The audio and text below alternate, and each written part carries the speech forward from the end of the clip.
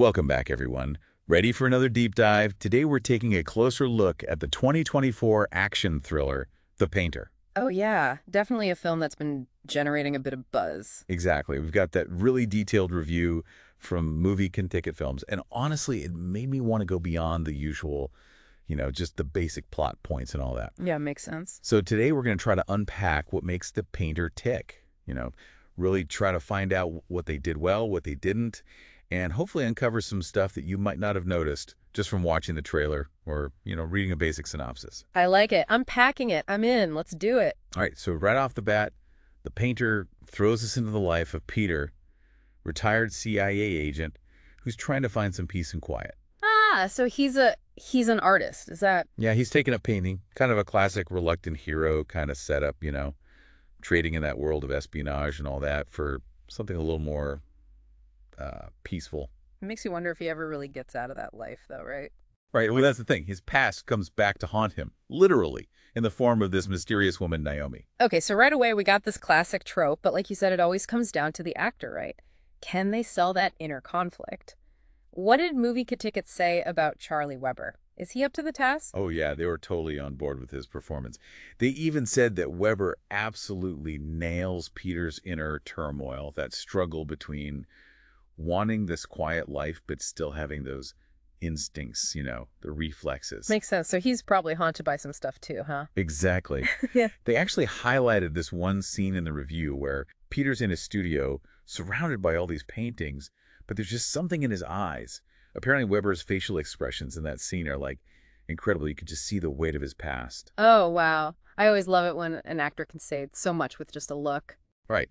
And that's where the director, Kimani Ray Smith, comes in. Movie Ticket was praising his use of visuals to tell the story.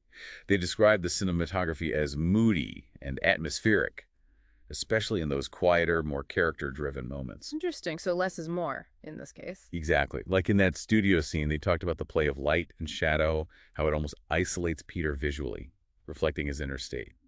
Really powerful stuff. Wow, yeah. I'm definitely starting to see how these elements all work together. But we can't forget about the action, right? We've got Jon Voight playing the antagonist, Byrne. How does he factor into all of this? Oh, man. Whenever Jon Voight shows up, things are going to get serious. Movie Ticket didn't give too much away about Byrne's character, but they said that Voight brings this real sense of gravitas to the film, like he commands every scene he's in. Sounds like he's the perfect choice for a shadowy antagonist. But I'm curious, did they hint at any complexity to his character? Or is he just straight up bad? Well, they did suggest there might be more to Byrne than meets the eye. Like maybe he's got his own internal demons to wrestle with. I guess we'll have to watch and find out. Ooh, I like that. A little bit of mystery there. Keeps us guessing. What about the other characters, though? Naomi, Sophia, they just kind of there, or do they play a significant role? Movie Ticket was pretty tight-lipped about Naomi, probably to keep that mystery surrounding her character going. But they were really impressed with Madison Bailey, who plays Sophia. They said she brings a totally different energy to the film. Okay. I'm intrigued. What kind of energy are we talking about? It sounds like she's not just a sidekick. She really challenges Peter, pushing him to confront his past, maybe in ways he didn't expect. Oh, so she's like a catalyst for his development. I do it. Yeah, definitely adds another layer to this story. So we've got all these characters, each with their own baggage, and then you throw in some high-stakes action sequences. Does the movie handle the pacing well, or does it feel jarring? Actually, Movie Ticket was really impressed by the editing. Trevor Mirosh is the editor, and they said he keeps the film moving at a really brisk pace. The whole thing clocks in at 97 minutes. Okay, that's a good runtime. Tight and focused. Exactly. They even mentioned a specific car chase scene, edited with all these quick cuts and crazy camera angles. Apparently, it's super intense and keeps you on the edge of your seat. Well-edited action is a gift, especially if it's done with real skill. But what about the score? Does it amplify those moments, or is it just background noise? Oh. Movie Ticket gave a lot of praise to Rich Walters for his score. They said it perfectly underscores the suspense without being over the top. You know how some movie scores just try to hammer the emotions into you? Yeah, like they think you're not going to get it unless the music is screaming at you. Exactly. Yeah. Not this one. Movie Ticket said the music swells during those key moments, but it also knows when to back off and let the silence do the talking. Creating that kind of soundscape is crucial, especially in a thriller. Sounds like they found the right balance. So, big question.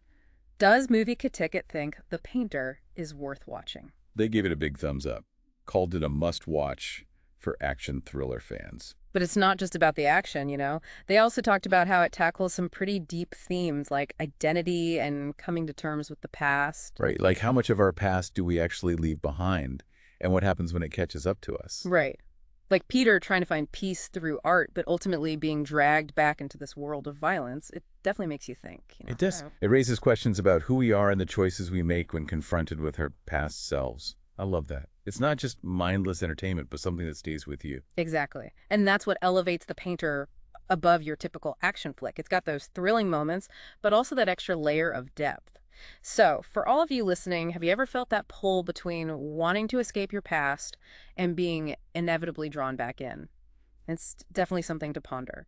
And if you're interested in learning more about The Painter, reading the full review and all that, be sure to check out Movie Ticket Films. They've got some really great insights. Definitely. They do a fantastic job. Well, that's about it for our deep dive into The Painter. Yeah, really enjoyed that one. Thanks for having me. Thanks for joining. Until next time, keep exploring, keep questioning, and we'll catch you on another deep dive soon.